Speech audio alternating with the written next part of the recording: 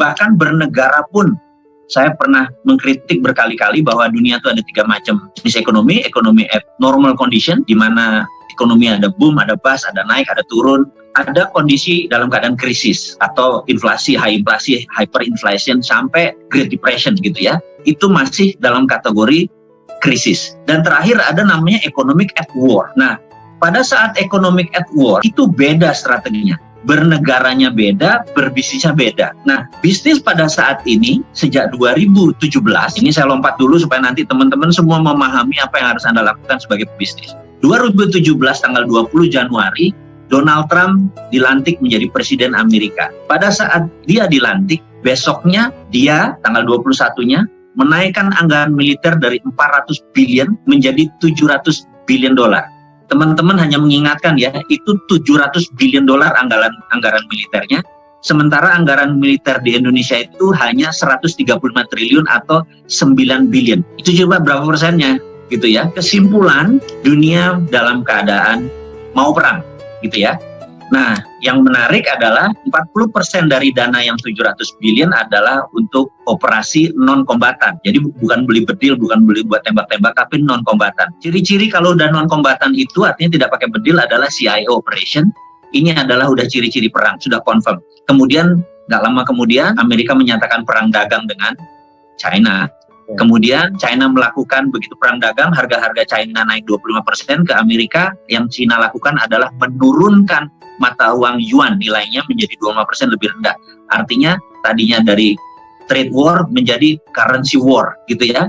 Nah, warfare ini terus berkelanjutan hingga ada sebuah benda yang dirilis yang namanya COVID.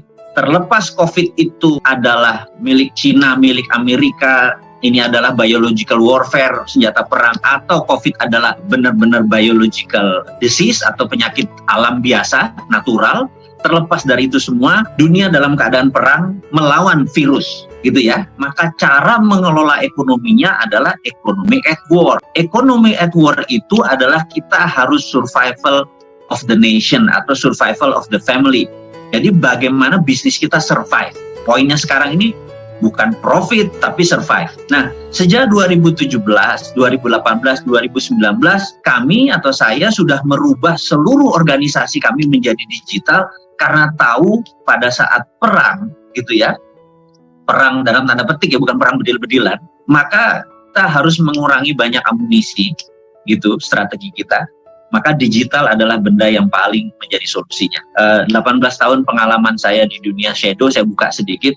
Teman-teman, saya garansi, bulan November, 1 hari atau seminggu setelah Pilpres Amerika, menang atau tidak menang Donald Trump, cerita COVID hilang. Segitu sederhananya ya. Hilang datanya, dan kurang dari 1 bulan semuanya bergerak melandai dan normal kembali. Gitu. Tidak ada vaksin. Jangan ragukan data saya, karena data saya panjang kalau diceritain mengenai data. Inilah momen Anda menyalip di tikungan. Jadi sahabat semua, teman-teman semua, kalau Anda berbisnis apapun, siap-siap ngegas dari sekarang, karena begitu ada ngegas, Anda menjadi ahead, Anda menjadi duluan. Jadi jangan pernah mengendorkan speed Anda, kalau perlu tambah tenaga Anda untuk menjadi yang terdepan. Saat ini banyak orang merasa ini adalah gerimis, jadi kalau kita lagi di track balapan itu, kita merasa ini gerimis, jadi hujan, kemudian kita mulai ganti ban, masuk ke pit stop, Anda akan menyesal kalau itu terjadi, kalau Anda kurangi kecepatan Anda. Nah, ambil amannya, jangan sampai gigi 5 terus juga, bisa kepleset gitu, karena udah hujan sih, gerimis sih gitu ya. Kurangilah sampai 4, oke lah. Tapi jangan sampai 2, dan jangan perpanjang lama-lama, gas aja gitu ya.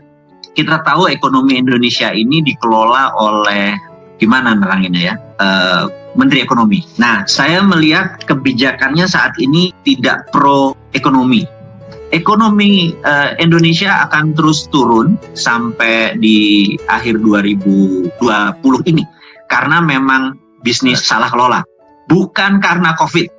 Jadi saya kemarin clear, saya dipanggil ke istana dan saya minta apa yang terjadi. Kalau memang minta saya bantu, saya minta buka-bukaan dan mereka membuka. Saya bilang, sebagai seorang strangers, bukan struktural, dibuka begini saya merasa terhormat karena mereka menganggap ekonomi saat ini kusut. Demikian kusutnya, bagaimana solusinya, dan menurut saya presentasi saya yang tadinya diminta cuma 30 menit menjadi hampir 3 jam karena ada 20 dokter yang mengelilingi saya di Menseskap dan staf sus presiden tersebut. Benar-benar akhirnya suasananya cair dan konsep kita bisa diterima. Kalau konsep kita diterima, maka 2021 harusnya kita menyalip di tikungan gitu ya.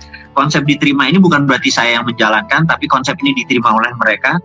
Nah, yang saya ceritakan ke negara adalah gini, kalau ini ekonominya kusut, maka kita harus buat jalur baru gitu ya.